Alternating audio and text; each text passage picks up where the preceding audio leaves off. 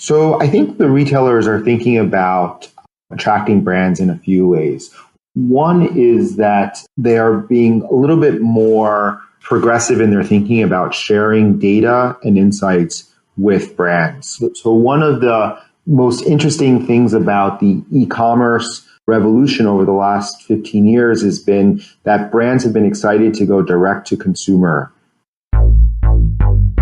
This is the Ecommerce Braintrust, a podcast about building momentum online for established consumer brands. Join our hosts and their expert guests for high-level conversations about e-commerce strategies, trends, and innovations.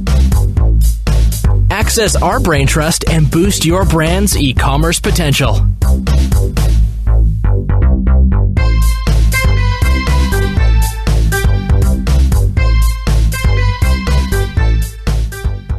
Hey everyone, welcome back to the show. This is Kiri Masters, one of your hosts here at the Ecommerce Braintrust podcast.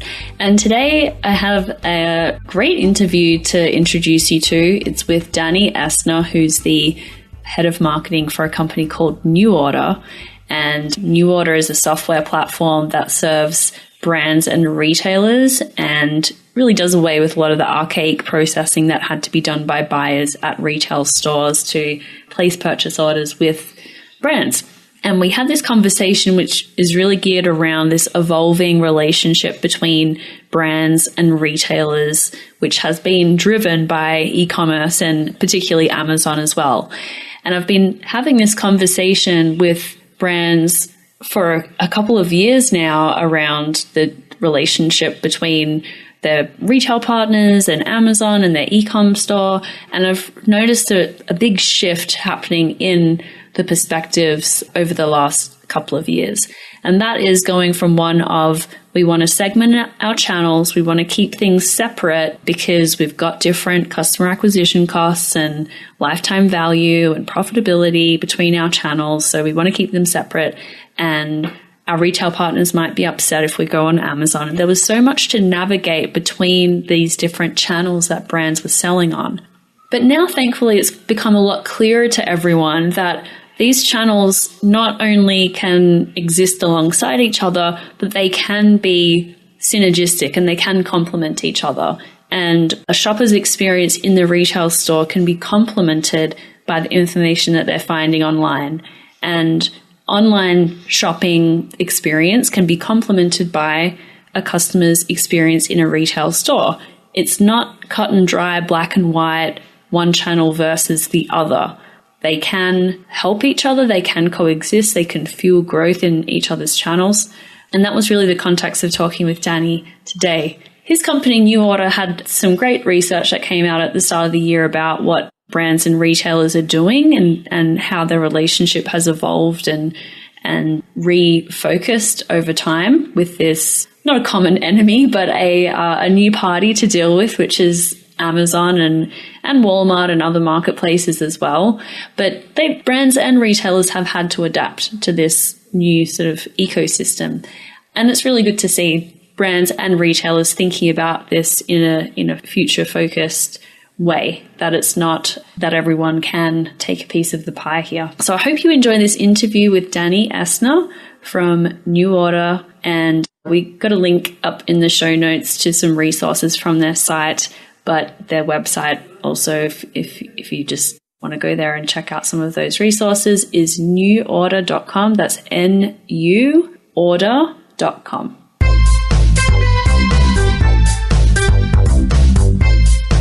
So I'm here with Danny Essner from New Order, which is a technology company that serves brands and is a platform that sits between brands and retailers. Welcome to the show, Danny. It's great to have you here. Thank you. Great to be here. So, Danny, just before we get into our conversation about this sort of evolving world between brands and retailers, just would love to get a bit more of your own background and what you do at New Order and a bit about the company as well. Sure. So I am the head of marketing for New Order. So New Order is a technology company that helps brand manufacturers collaborate with their retail partners. For many years, this collaboration has been based on pen and paper and printed digital catalogs, where a sales rep would show a retail buyer a catalog of products from which to choose. The retail buyer would have to go through the catalog page by page, circling the items that were interesting to them. The sales rep would then go back, turn those circled items into a proposed order using a paper order form, or sometimes even an Excel form. And so the whole back and forth process was slow, cumbersome, and often error prone.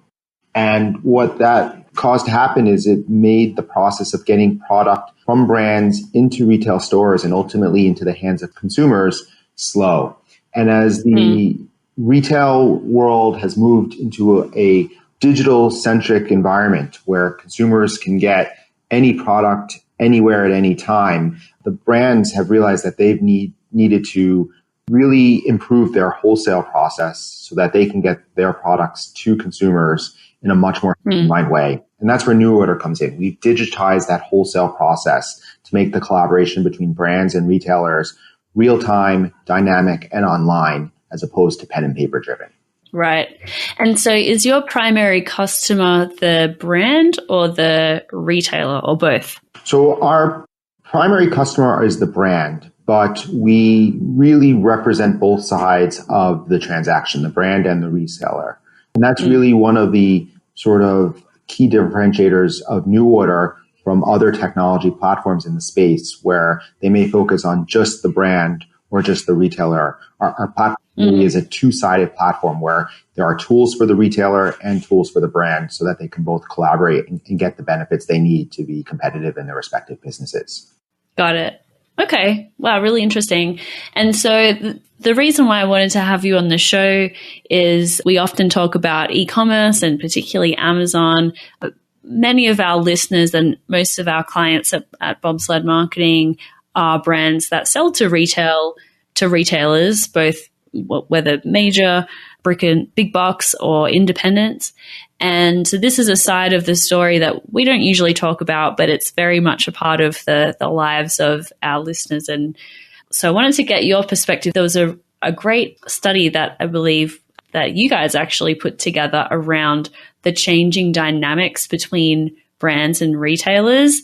And like you said, New Order's come into this space because you needed to digitize this archaic kind of process and relationship between brands and retailers, and in response to what's going on in the e-commerce world, where it's so easy to browse, to compare, to get product information, to order products. It's so seamless, but that experience between brands and retailers wasn't. And then we're also in this era where you just have to talk about the elephant in the room, which is Amazon, and how the role of the buyer at a retailer has certainly shifted because of Amazon and all of the brands that need to have a relationship with Amazon and their retail channel as well, and their e-commerce channel too.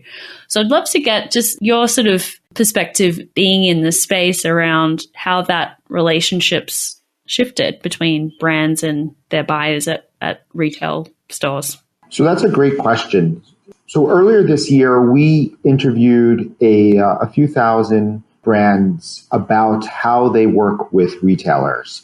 And one of the things that we learned through the research is that because of Amazon and other big sort of players in the market, brands need to change how they work with retailers, and retailers need to evolve as well.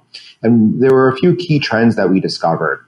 One thing that was really interesting is that brands are starting to look to retailers who have new and innovative business models and interactive ways of interacting with consumers. So if you think about it, consumers can get the vanilla experience from Amazon and often find the product once they know what it is very easily on Amazon. But retailers that have these innovative business models are really good at helping brands get their products in front of customers. And that's why those business models are interesting to brands. So can you give us some examples? Yeah. So I think some of the interesting business models that have really been enticing to brands and they want to be a part of. A few examples are the subscription clothing services. So if you think about Trunk Club or other types of monthly services where a box of clothes that's been curated specifically for you shows up at your door, and then you get to browse among the items that are sent to you, keep the ones you want, return the ones that you don't, is a really interesting model for brands because it allows new brands to get in front of customers who haven't experienced that brand. So that type of model is very interesting. So anytime that retailers have the opportunity to sort of engage customers in those new and innovative ways, I think is very exciting for brands. The second trend we saw from brands in how they engage with retailers is they realize that because of the heavyweights like Amazon and Jet, which is now part of Walmart, what we're seeing is that brands understand that they need to better support their retail partners. And this can be physical retail partners, digital retail partners, or omni-channel retail partners. And so better support might mean more generous financial terms in terms of payments or consignments. It might mean being able to support them with drop shipping so that a retailer can represent more product that they need than they actually need to hold in inventory. It might mean supporting them with better marketing or promotions, either in store or online. But overall, the brand understands that the retail partner can't do it alone, and the brand and the retail partner really need to collaborate and work closely together to drive sell-through. Mm-hmm.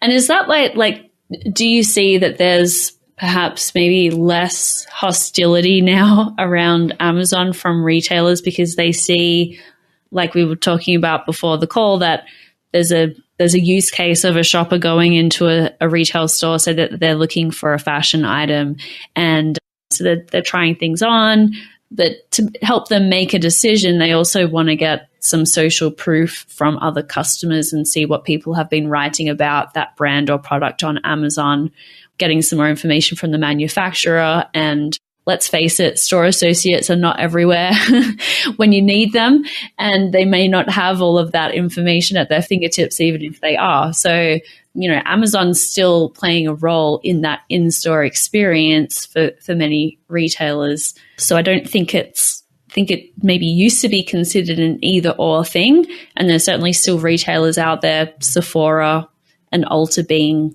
top of mind for me, where they still have a very, they really want their brands to be as exclusive as possible in the store and not on Amazon. But in other categories, I think both brands and retailers are beginning to recognize, hey, there's a lot of crossover in that channel experience for shoppers, and they're willing to switch on a dime if it's not convenient for them. If it's more convenient for them to shop in another channel, they will. Yeah, I think that's a really interesting insight. And I have two thoughts here. The first is that one interesting phenomenon coming out of Amazon is that Amazon is evolving to be more than just an online store, but it's also evolving to become an online search engine. And for many consumers, Amazon is the jumping off point for their buyer journey.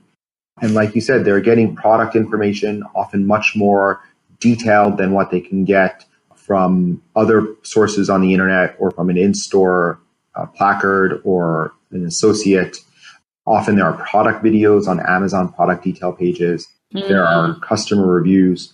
So it has become this real wealth of information that provides the consumer with that all-important information. And so brands can almost not afford to not be on Amazon just for that part, because consumers expect to be able to answer key questions about products or get the social proof that they're seeking on Amazon. Yeah. Mm-hmm. And so from that perspective, Amazon is for many brands and retailers, not just a sales channel, but really more of a marketing channel where it's generating that top of funnel awareness that can, if leveraged properly, can drive demand to their core product set on their own online stores or in their own physical stores.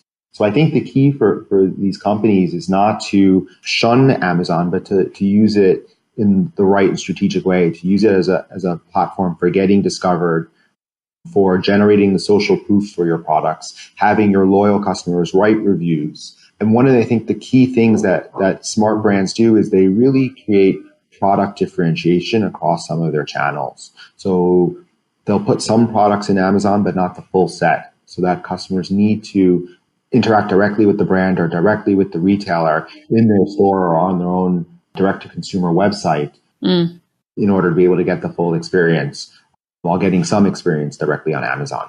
Yeah, that's something that I hear from a lot of brands as well, is that they want to that they know that Amazon's important. People are shopping there. They need to be there. And so they come to terms with that. Good. And then they'll want to carve out, like you said, a portion of their catalog that's exclusive on their e-com store or in retail stores, things like that.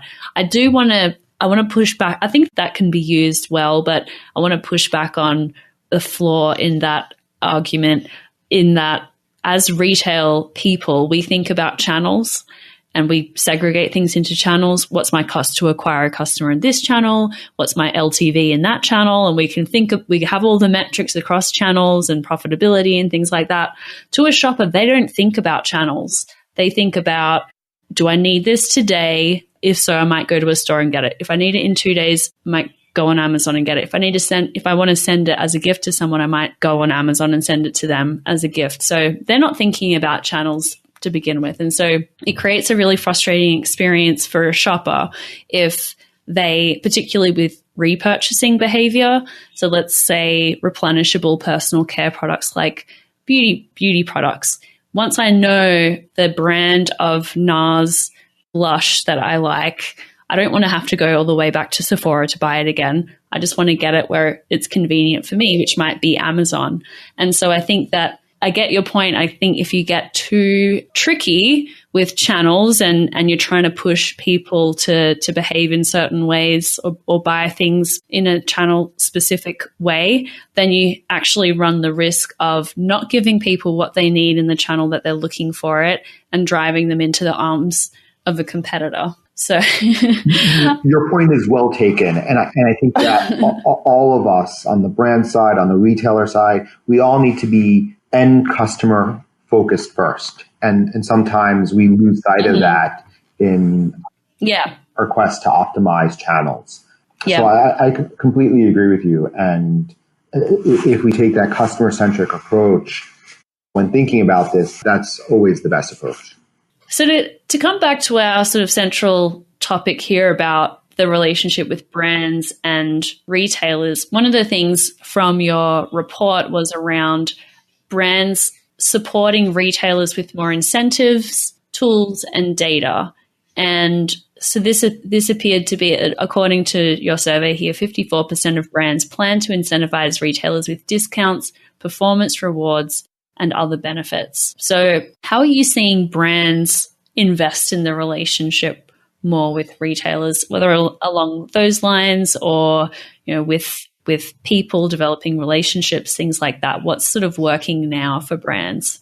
So we see brands doing a few things. So one of the most interesting things we're seeing is brands being more willing to co-invest with their retail partners in marketing.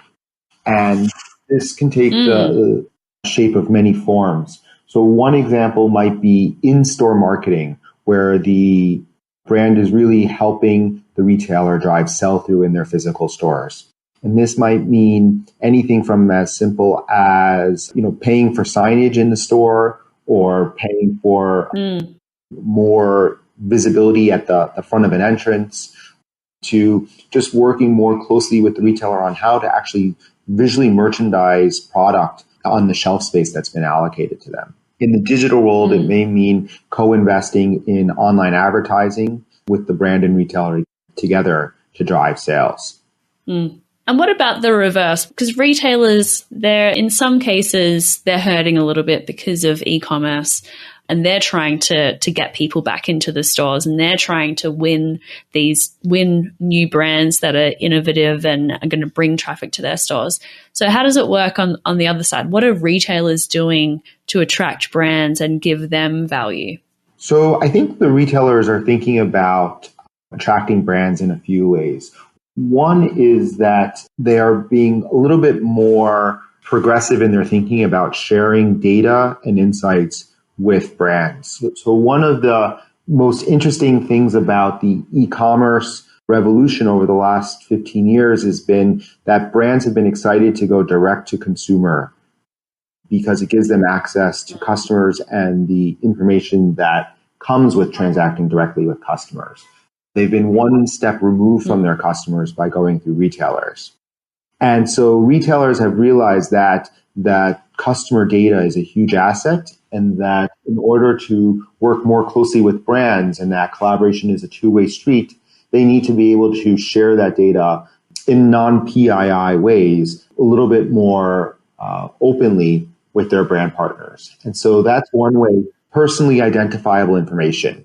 So they're not sharing specific customer names and email addresses, but they are sharing aggregated general information about who their customers are and what types of customers are buying which products.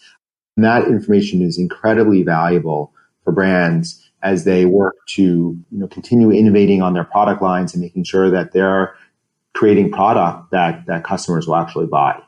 That's possibly more information that brands get from Amazon about who their shoppers are. Yes, and in fact, oftentimes the opposite is true, where Amazon, depending on the fulfillment relationship, will glean lots of product information about the products that brands are selling on the Amazon platform.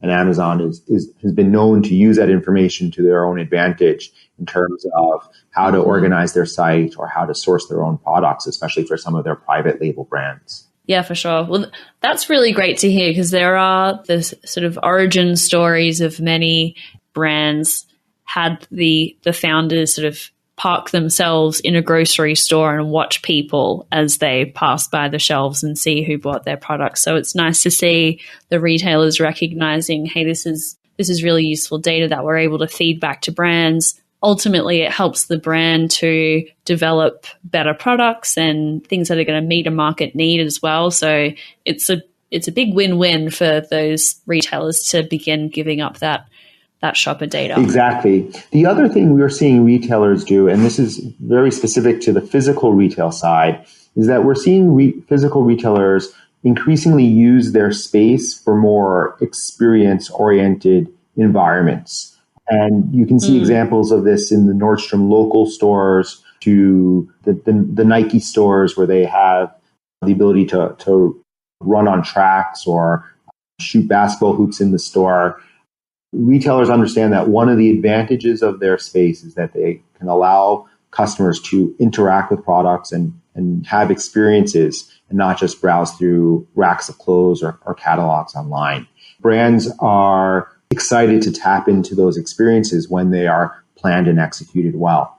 That's a great example of a collaboration. Well, is there anything else that you'd like to add about the relationship between brands and retailers and how it's evolving, and maybe some other resources that you have at New Order that goes into a bit more detail on that front? So I'd say the biggest surprise for us in the research we did is we thought that brands would be trying to distance themselves from retailers and want to focus much more on going direct to consumer. And what we were really surprised and excited to see is that brands still value their retail partners. And they understand that retail plays a very important role for them. And so the brand retailer relationship isn't distancing, it's not getting weaker, it's getting stronger, it's getting more collaborative. And so that's really exciting to see. Retail certainly evolving as more of it shifts to digital and mobile first, but it's certainly not dying, and brands are certainly not abandoning their retail partners. So that's the most exciting thing to see. We have the full set of research results on our website, and anyone can find them at neworder.com, NUORDER.com. Great. Well, thank you. Thank you for that. And is there anything else you want to leave our audience with today? I think that's it. Thank you so much for having me. This has been a lot of fun. Good. Thanks, Danny.